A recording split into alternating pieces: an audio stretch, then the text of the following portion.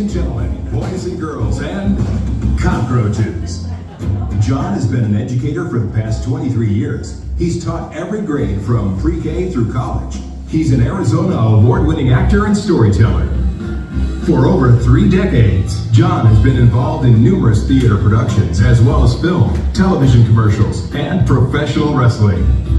John has 2 published children's books, Because Cockroaches Rule and 100% Love, both based on his cockroach puppet, Louie the Roach. John loves long walks along the beach, and by the beach he means from his couch to his fridge. Please stand, shout, whistle, and throw money. Here he is, John Janison.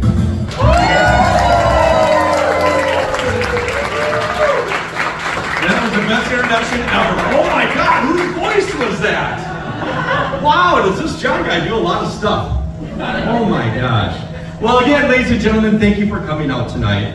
And my story, let me hit my timer here. My story is about my first kiss. It was a September day in Wisconsin. The year was 1980.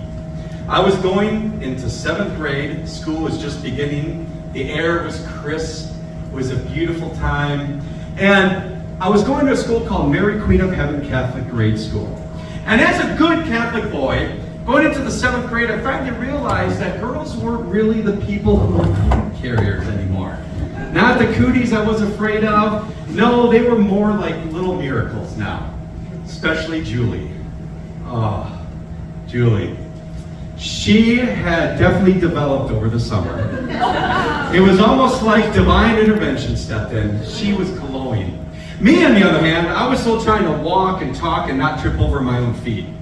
So Julie and I had this little special crush on each other, and we also had sports as part of our interests. And I would go to her volleyball games. I really didn't care less, but I'd pretend like I'd understand the rules. And she'd come to my basketball games, and she'd watch me sit on the bench. But that's the truth. But we always had this chemistry, and Julie agreed to go on a first date with me, and that first date was in October, a month after school started. It was our church festival. It was the Super Bowl of festivals for the city. It was a great fundraiser. We had rides, we had all kinds of stuff. I had a month to prepare, so I'm getting my date ready. I had 3 weeks. I am getting ready for this date. I'm excited, and all of a sudden, I'm thinking about it, and you know what the centerpiece of my date was? The very centerpiece? The Scrambler ride. If you don't know the physics of the Scrambler, let me talk to you a little bit about that. So the Scrambler ride was basically a romance machine disguised as a death trap. So what it did, it spun in 3 different directions. It was very fast. But here's the thing. If you got the inside seat, centrifugal force was your best friend, and it pinned whoever you were with right up against you. So, being a 7th grader, this lanky boy, I didn't need game. I just needed gravity. So now it's the weekend of the festival, and I'm grooming. I am grooming myself as nobody else could. I was practicing to lean in because I knew I wanted to give her a kiss. So I was in the mirror, I was squinting my eyes, and I'm doing a little smile, and I'm trying to do the kiss, and I'm thinking, I looked like I was in a cologne commercial, but after I looked, I'm like, am I having a mild stroke? Like this? Couldn't tell. So I was working on that. I had a problem. My lips. My lips were starting to get chapped. The Wisconsin cold air was coming in. And I wasn't quite sure how to do a proper kiss. So I got out a VHS tape, a rated R movie. I put it in, and I was fast forwarding to the scene where they're making out. And I got right to the scene. I'm like, I gotta see how the pros do. And I'm watching this. And then my dad walked in. I was really uncomfortable. So I stopped the VCR tape and went back to TV, and it was like a cat documentary. It was real embarrassing. For the lips being chapped, I didn't know what to do, so I just borrowed my mom's Blistex, and I put so much Blistex on my mouth that it looked like a glazed donut, and it smelled like a cough drop. I polished my bike so much that it was a riding hazard. I put my dad's Brute cologne. I doused myself in this cologne. And I know, thought it was a great thing. I doused myself. I might have been a fire risk. And then, to top it all off, I put on my Prize Happy Days t-shirt of Fonzie.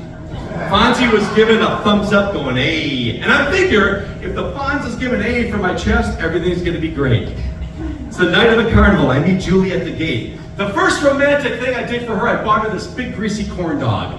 Bought myself one too. She ate it like a normal human being. Me, I had nervous adrenaline going on. I had the appetite of a wood chipper. And in the span of 20 minutes, I committed some serious culinary crimes that would be banned by the Geneva Convention. I had a 12-inch corn dog. I had a basket of onion rings, extra large, and they were 90% grease. I had funnel cake fries, and to top it all off, I thought I'd get a hot fudge sundae with strawberries in it, mixed it with extra dairy. So there it was. My stomach was a science fair volcano waiting to happen, just waiting for that vinegar. So we get there, but I didn't care at that point because Julie was there. We headed for the scrambler. We got on the scrambler. And I quickly got the inside seat. She comes on, her beautiful brown, oh my gosh, I can smell it now. It was strawberry shampoo. She smelled so clean. Which in contrast to my brute and fried onions. And I'm thinking this is gonna be great.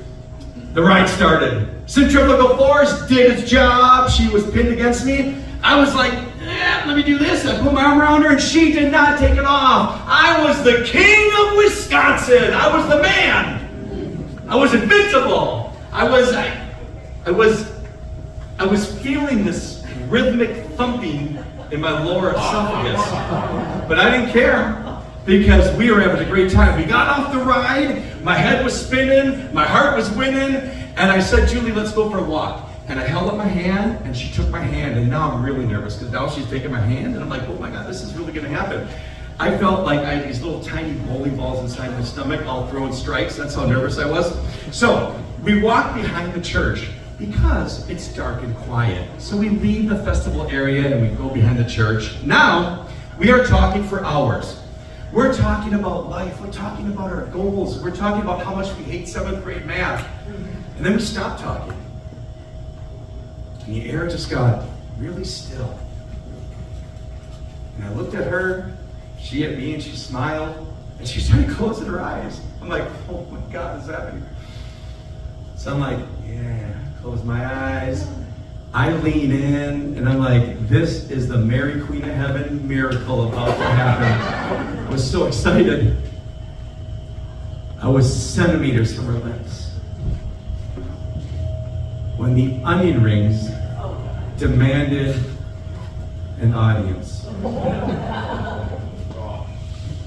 I didn't get sick, I didn't heave. I physically transformed into something. I don't know what it was. I projectile vomited after I quickly looked away, seconds away from throwing up on her. I had vomited all over the grass. It was so loud it sounded like a train horn in a tunnel. And being a high achiever, I'm a very high achiever, I did it twice. So there it is, hot fudge, corn dog, all swimming like a synchronized swimming contest all on the grass.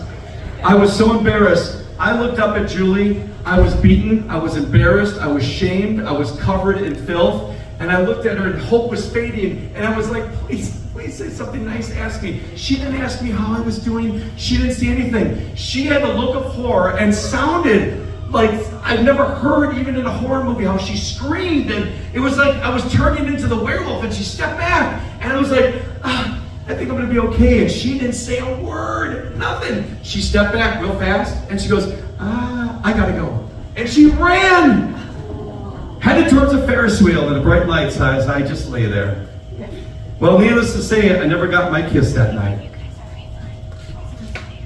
But we remained good friends. Because at that point, if someone sees your internal organs spread out on the grass behind the church, you remain friends.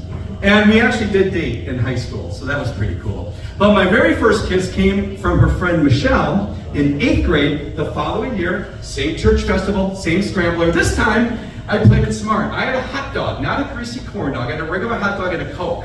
I don't want to take any chances. I took Michelle on the scrambler, pinned against me, and as soon as she pinned in, I just kissed her. Because no chances I was taking, no vomiting, nothing like that, no dairy, just a kiss. And I gotta tell you, ladies and gentlemen, the kiss was definitely better tasting than the onion rings. Thank you very much for listening to my story.